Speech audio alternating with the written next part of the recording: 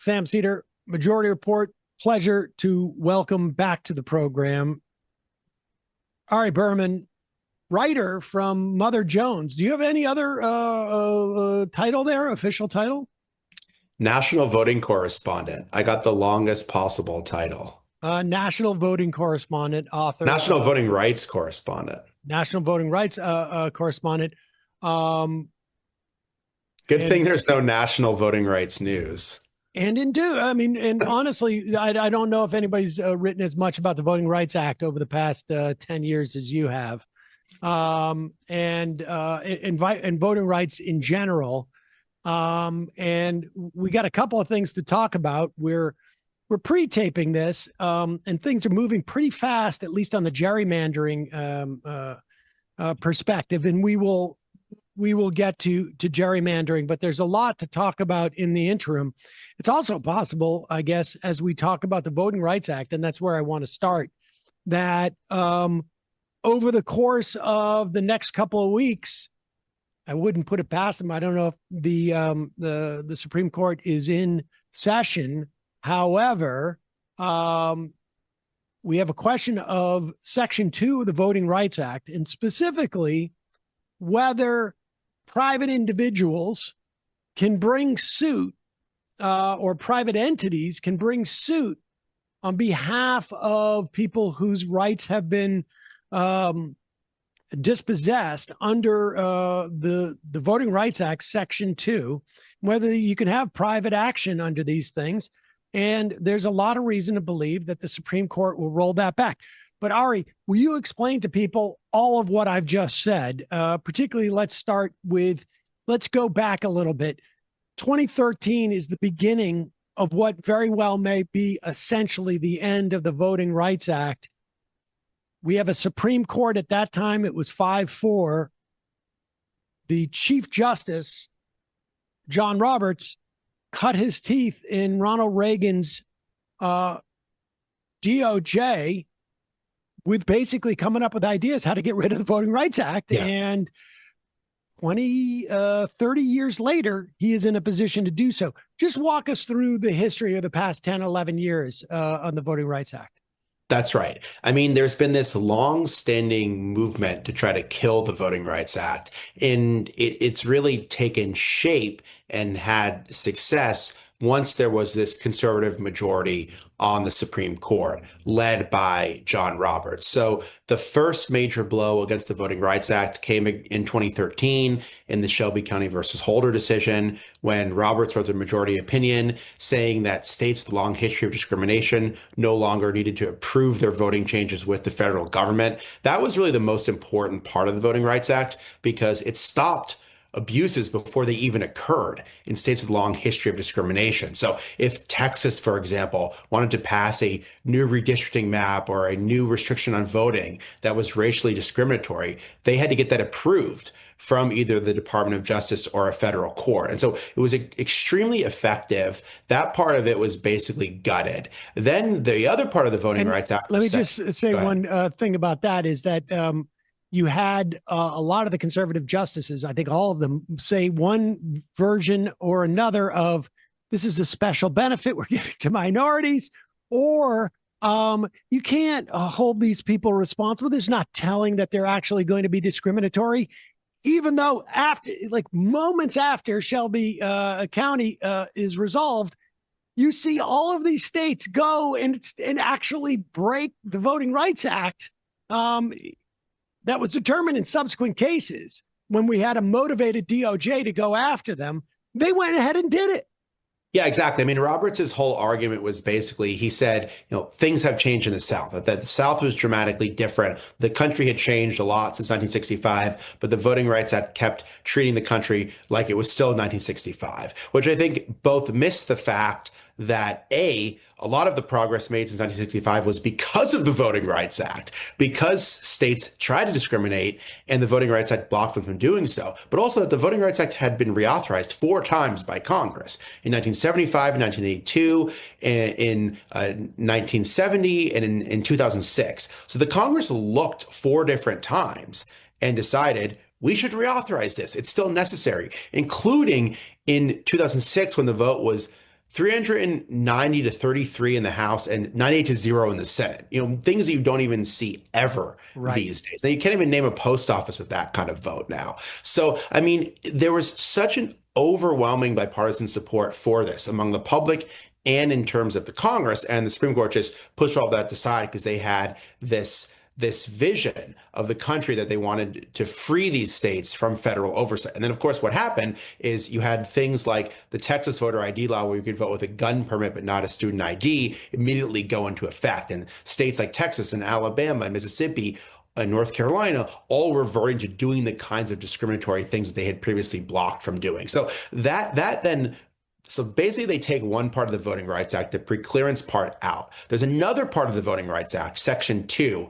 It takes effect after, meaning that instead of blocking discrimination before it occurs, you can only challenge things after the fact. But Section 5 of the Voting Rights Act, the preclearance part, only applies to part of the country. Section 2 is nationwide. So that's the really important part of it. And you can still use Section 2 to challenge discriminatory voting laws, to challenge discriminatory election maps, redistricting laws, that kind of thing. Then they start going after Section 2. They weaken it in 2021. They make it easier to be able to pass discriminatory voting laws. Now they're talking about going after it in a few really important ways. One way is what you talked about, not allowing private plaintiffs to file lawsuits under Section 2. That would basically destroy Section 2, because pretty much every voting rights lawsuit is filed by private groups, people like the ACLU or the NAACP. If you said 182, my understanding is that over the past 40 years, there have been 182 successful lawsuits. These are successful ones. There may have been some that failed on the Voting Rights Act. And only 15 of those suits were brought exclusively by the DOJ, because it's a question of, A, do we have a presidency that is interested in allowing everybody to vote? And B, do they have the resources available to pursue this case? So, I mean, that is, I don't know, less than 10% of the successful voting rights cases under Section 2 over the course of the past 40 years have been exclusively the DOJ. Exactly. So what happens is that basically the federal government doesn't file a lot of voting lawsuits, either because in the case of someone like Trump, they don't want to, or they just are cautious. Even under someone like Biden, they're just cautious about doing this. And private groups are generally more aggressive in filing these lawsuits. So basically, some Republicans and conservatives realize this is the most effective way to kill the Voting Rights Act, is just to say that private groups can't file these lawsuits. This originated before the Eighth Circuit Court of Appeals, which covers 7 states in the Midwest and the Great Plains. There was a redistricting map in Arkansas. There was a redistricting map in North Dakota. And a bunch of conservative judges, some of whom were appointed by Trump, said private groups can't file these lawsuits. So that basically made the Voting Rights Act a dead letter in those 7 states. Now, the Supreme Court has temporarily blocked this. The 3 justices essentially said they would allow this Eighth Circuit decision to move forward. 6 said not so fast, but they're going to hear this case. So that's one major way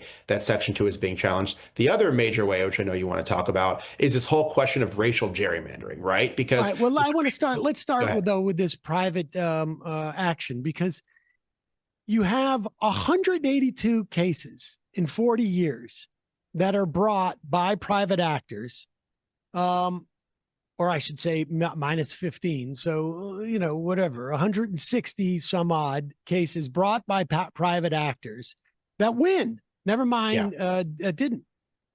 How do you then, 40 years later, say that this right does not exist? Well, it's the most wooden sense of textualism, where you say it doesn't explicitly say in the Voting Rights Act that private groups can file these lawsuits. Therefore, we find that it's not inherent in the authority of the Voting Rights Act, which is insane, because from the very minute the Voting Rights Act was passed, private groups were filing these lawsuits. Yeah, the federal government was also filing a lot of lawsuits because they were interested at that point in time in enforcing the Voting Rights Act. But from the very beginning, you had groups like the ACLU and the NAACP Legal Defense Fund and the Lawyers Committee for Civil Rights. I mean, I know a lot of the lawyers back then they worked hand in hand with the Justice Department to file these lawsuits. And then in the years later, when the Justice Department moved on to other things, it was these private groups that filed the bulk of the lawsuits. What happened was you would have places, would have people in places that were being discriminated against. So let's say they want to destroy the only black city council district in a town in Alabama. Those kind of things happened all the time. Those people would approach the ACLU or the NAACP or the Lawyers Committee for Civil Rights, and those groups would bring lawsuits. And that's how it works. So no one even considered the idea that private groups couldn't do this. I mean, it's just one of those things that came totally out of left field, or in this case, right field. And basically, they found some judges to put it into law. And I mean, that's what's happening all over the place with so many different things where these crazy decisions happen, and these judges who would have otherwise never been on the bench, right? Who are even more extreme than the likes of John Roberts or Brett Kavanaugh or Amy Coney Barrett. They're sort of auditioning for the next Trump Supreme Court appointment, and they have these wild decisions, and that's how they get recognized. And so then what happens is, even if the Supreme Court decides not to do this, then you say, oh, they finally did the reasonable thing. But all that does is restore a status quo that no one ever thought about challenging before, Trump came on the scene in the first place. Right. 4 of those judges appointed by on the active judges on that bench, 4 appointed by Trump, if I'm not mistaken. And I think 4 appointed by George Herbert Walker Bush. And then the first one, George W. Bush. And then 1, or I said 5 by George W. Bush. And then 1 by George Herbert Walker Bush. And 2 by George Herbert Walker Bush. And then 1 during the Obama administration. So, I mean, this is a very Republican court, and tipped over by the Trump people, and also by Gorsuch, I think, sort of floating out there this idea that there is a limited action that private people can take to enforce the laws of their own government, which is absurd. But, I mean, and we're seeing that in general. We're seeing that in a lot of cases, that even when the conservatives lose, which doesn't usually happen, there's always, generally speaking, a dissent. And then that dissent becomes the basis for a more extreme federal lower court decision, which then gets bounced back to the Supreme Court. And that's what's often happened in these voting cases, is then more extreme things are before the court. Like, this gets to the point that I wanted to make about the other attack on Section 2, which is the idea that Section 2 shouldn't be used to strike down racial gerrymandering. That is also an insane, totally ahistorical idea. Clarence Thomas has basically been arguing this for 30 years. And now it seems like there's a majority on the court for this idea, because they were going to decide, this is the other major attack on Section 2, they were going to decide this Louisiana redistricting case, which seemed pretty straightforward. The idea that Louisiana, which is a third black, should have a second majority black congressional district. The Supreme Court essentially created this situation in another case from Alabama, which said that you should have another second majority black congressional district. So Louisiana was just following what Alabama did. Then, instead of deciding this case after oral arguments this year, they punted it. And they basically said they're going to rehear the case in the fall, and they're going to look at whether this idea of drawing these majority minority districts violates the Constitution. Another thing that nobody ever contemplated, but now seems to have close or majority support. So that would basically kill the Voting Rights Act, because essentially there would be, even if private groups could file suits, there's no way you're actually going to win any of them. I mean, just what is the theory behind emanating out of the Voting Rights Act of majority minority districts?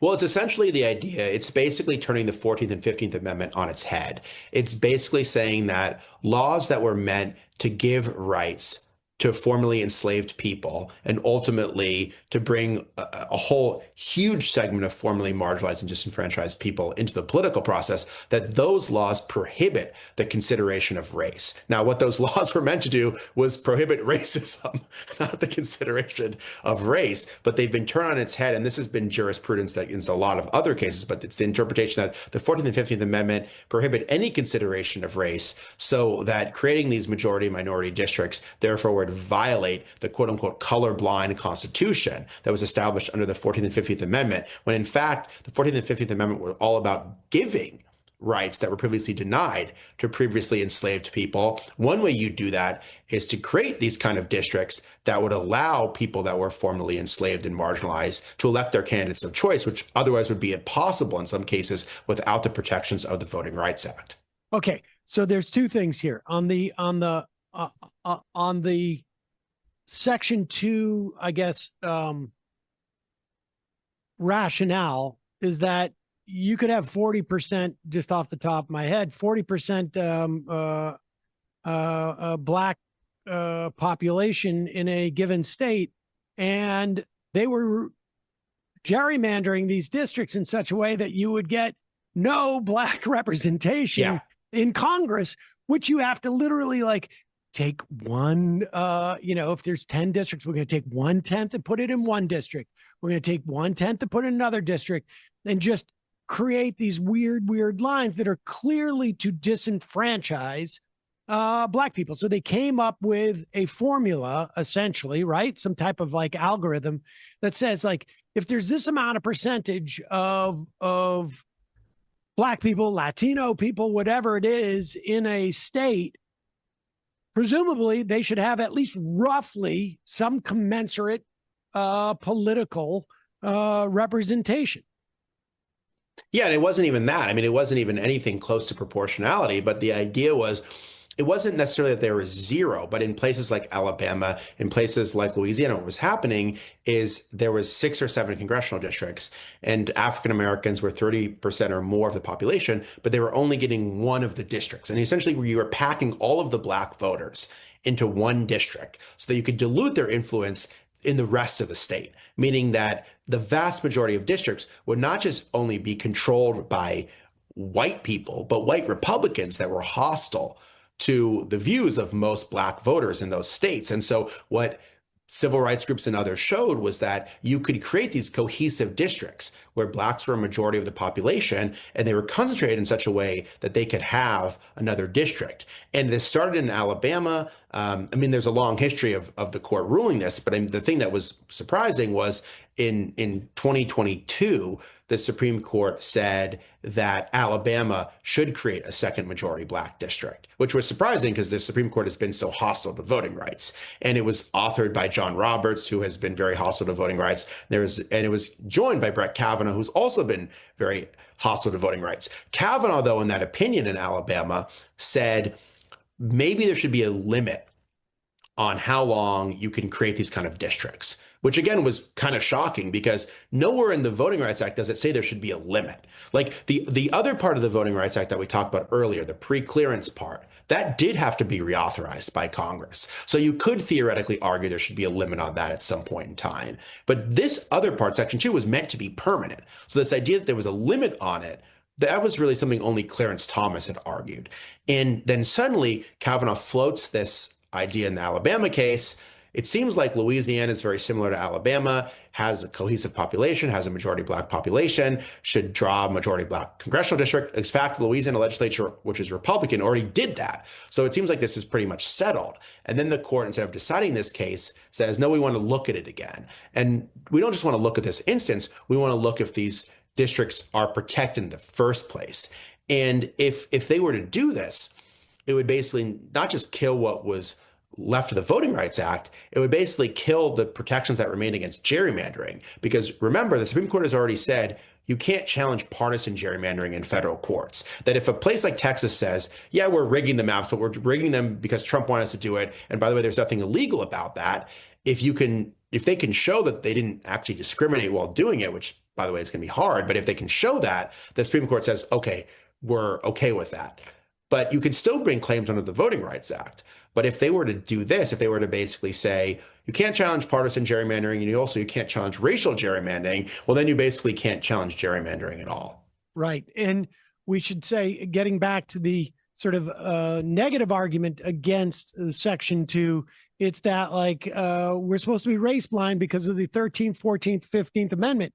And for us to believe that those amendments were race blind in the way that some of these conservatives would argue, it's just a coincidence that it happened in the wake of freeing slaves, right? I mean, it's just like it's a total coincidence that that's what had happened.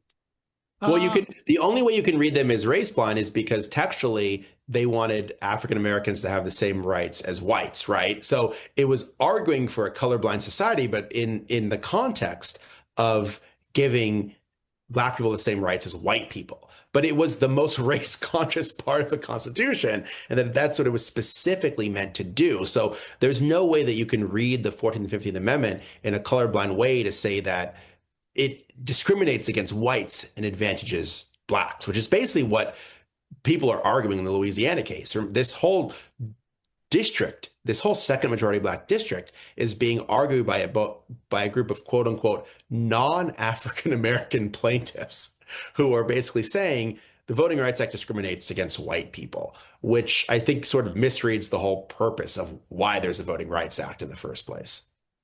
Okay. So, and we don't really have a sense of what the timing of this is, right? I mean, well, they're going to re-argue it next term, and they're going to decide it sometime, I would imagine, in the summer. So, months before the midterm elections. And I think it's quite likely that the Supreme Court rejects the private plaintiff argument we were arguing earlier. But I think they're basically just going to say, like, yeah, you can file suits, but they're just going to kill the Voting Rights Act to such an extent that it doesn't matter if you can bring suits, because there'll be no claims that you can functionally win under the Voting Rights Act. That they won't. There will still be a law that says the Voting Rights Act of 1965, but it'll be so toothless as to basically be practically useless. And I think that's just a very hard future to think about. What is America without the Voting Rights Act? Because the Voting Rights Act was a law that basically made America a multiracial democracy. And without it, I think that democracy would suffer in a lot of different ways. And some of the things that we thought we would never see again, those kind of things will start coming back. And we should just say, just for the sake of clarity, it's not just southern states. There are multiple counties in New York State that are subject to that were subject to the pre-clearance that were, I guess, was reversed. And so we should just be clear on that when we had talked about the pre-clearance earlier. Yeah, not only that, but I mean, yeah, it covered northern places, it covered western places, it covered southern places, but not only that, I mean, the other part of the Voting Rights Act applies nationwide, right? So, I mean, You could challenge discriminatory voting laws, you could challenge discriminatory election maps anywhere. I mean, it could be Arkansas, it could be North Dakota, it could be New York, it could be Texas. I mean, these laws are filed all around the country. So it really is a nationwide problem. We tend to think of it as one of those things that just applies to the South and just applies to Black people, but it's much bigger than that. All right. I want to pivot. You got a piece coming out in the beginning of September in Mother Jones, and it is entitled Project 2026, Trump's plan to hijack the next election. And we're seeing it, right? Like, yeah. I mean, the ink was probably not dry, and you already had to probably go back in. I would imagine you're going to have to do that at one point. It's in the magazine, so it's locked in. But they are moving so quickly. This Texas situation, and we should say, we're doing this interview in the second week of August. By the time the third week of August or the fourth week of August comes, when we play this somewhere around there, the Texas situation could be changed. And this is a prime example of what you were talking about earlier. We have Texas wants to go to a special session. They want to essentially do gerrymandering. So they pick up 5 seats. It will shrink the margin in which a lot of these Republican districts have a majority of Republicans, in a wave that could expose them to some electoral danger, but probably not. It'd have to be a pretty big wave. But it will also dispossess a significant portion of of Latino voters in some way. Walk us through this, but walk us through it with an eye to your larger piece, which is basically that Trump has a quiver full of arrows, to help sort of rig the election. It's very important for them to retain the House. And he's just now starting to like bing, bing, bing, shooting all of them at the same time. Yeah. I mean, I like to think that I was a little bit ahead of the curve with this whole Trump rigging the election idea, because as I was writing it, things have really started blowing up on that front, and there's going to have to be a lot of updates when it finally goes online. But I think the mid-decade gerrymandering we're seeing is just the most concrete way, but not the only way Trump is trying to rig the midterms. And we should say, Sam, that mid-decade redistricting in and of itself is extremely unusual. Generally speaking, redistricting happens at the beginning of the decade after the census, and that's it. And yes, gerrymandering happens, but it still usually happens at the beginning of the decade. The idea that a state would just redraw its districts mid-decade, and then the fact that it would come from the White House, that is totally unprecedented. A president telling a state, you need to redistrict, you need to gerrymander mid-decade to give me more seats. And then it's not just happening in one place, because yeah, Texas did this before under Tom DeLay in 2003. We remember this, right? That was a mid-decade redistricting that came from Washington. But this is coming from the president, and it's coming not just in Texas, but now they're saying they want a dozen seats because Trump doesn't want to have to deal with a Democratic Congress, especially a Democratic House, meaning that they're not just pushing Texas, but they're pushing Florida and Indiana and Missouri. I mean, this is absolutely insane to see. And it's basically the quasi-legal version of Stop the Steal. But instead of trying to overturn the election after the fact, they're just trying to rig the election ahead of time.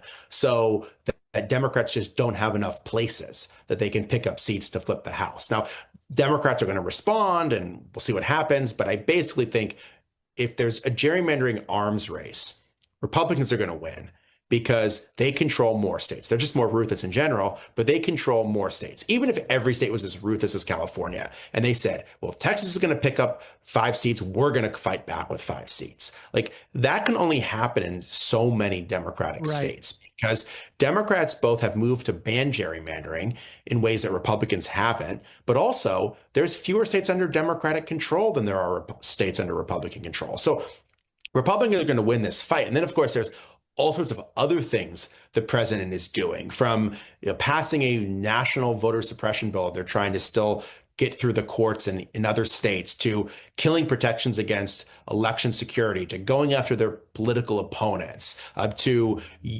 taking over the courts, and not just as the U.S. Supreme Court, but lower courts. I mean, there's so many different parts of this strategy that gerrymandering is just the most concrete way it's playing out right now. Do you have a sense of why the Department of Justice is requesting voter rolls from a lot of blue states like Massachusetts and others? I mean, what is your take on what they're doing there?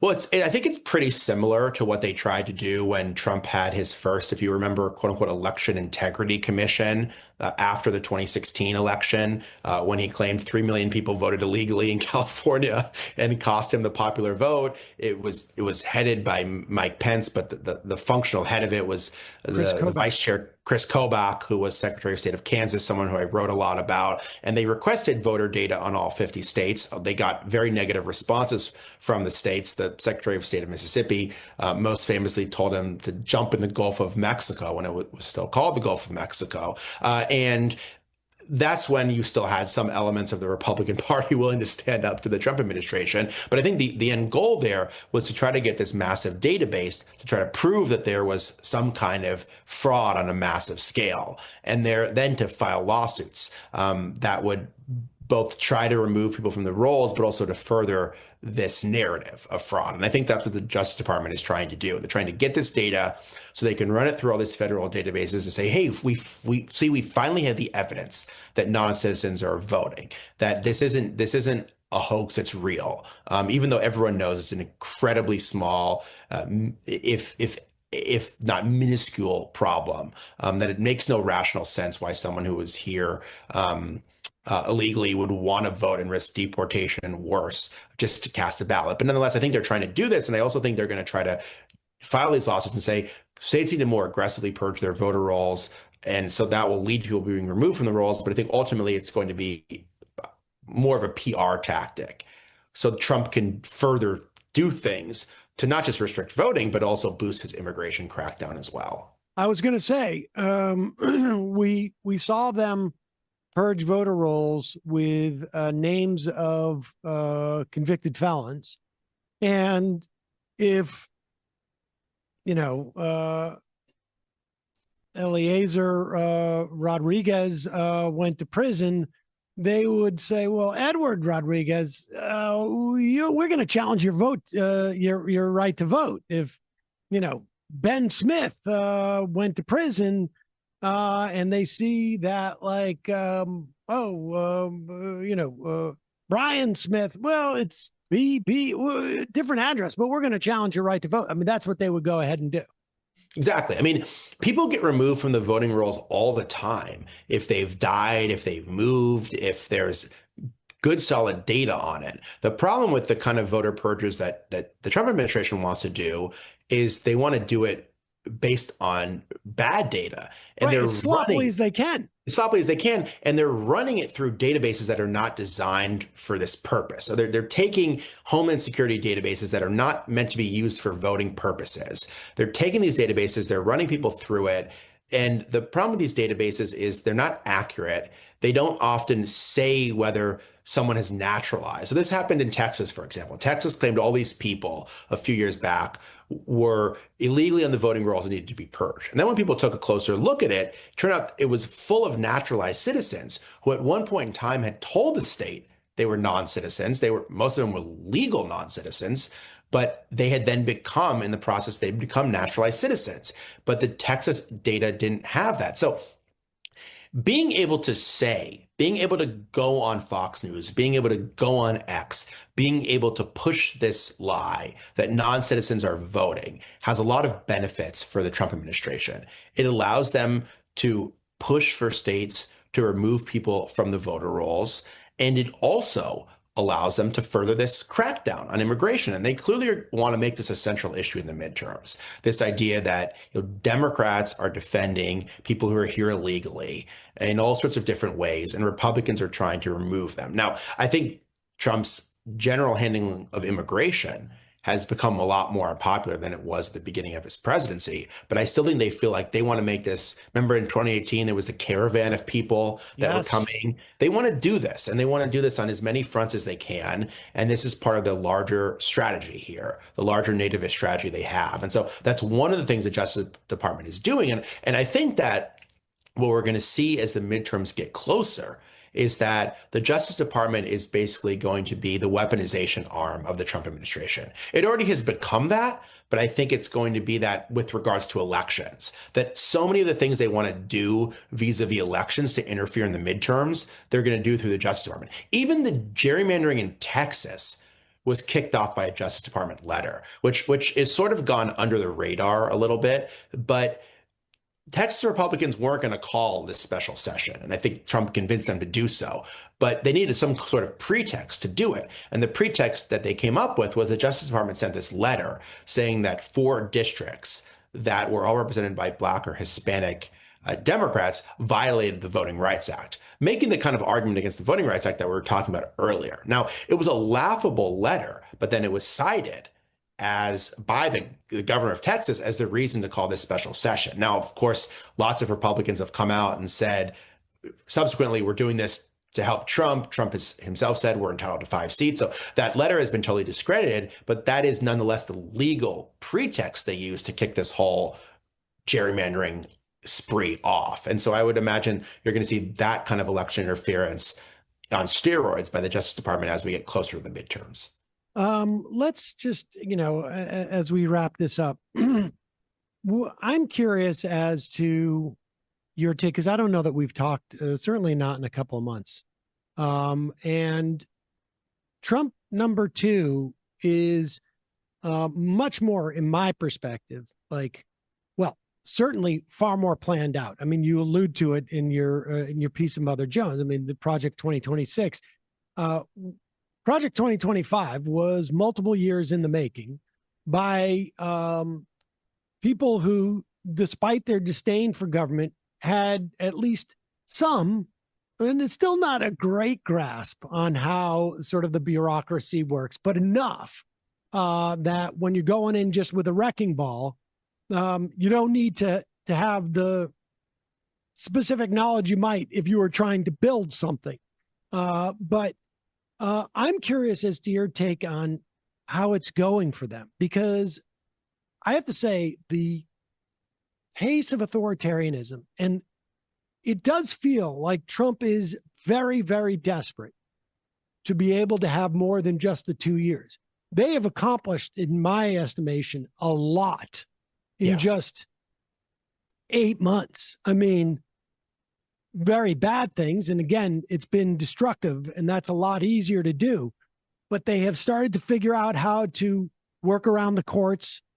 It feels like the Supreme Court is now sort of like gaining the confidence to be able to sort of like unleash this. And there's an awareness. We have a special opportunity right now to really, in our perspective, probably derail the country. But this is sort of like, the great deconstruction in many respects. And what are your thoughts more broadly speaking on this? Well, I think that two things can be true, which is whatever Trump wanted to do is falling apart at I think the pace that we thought it would, meaning he is becoming more personally unpopular. His policies are unpopular. His handling of every major issue is underwater. That is not that surprising.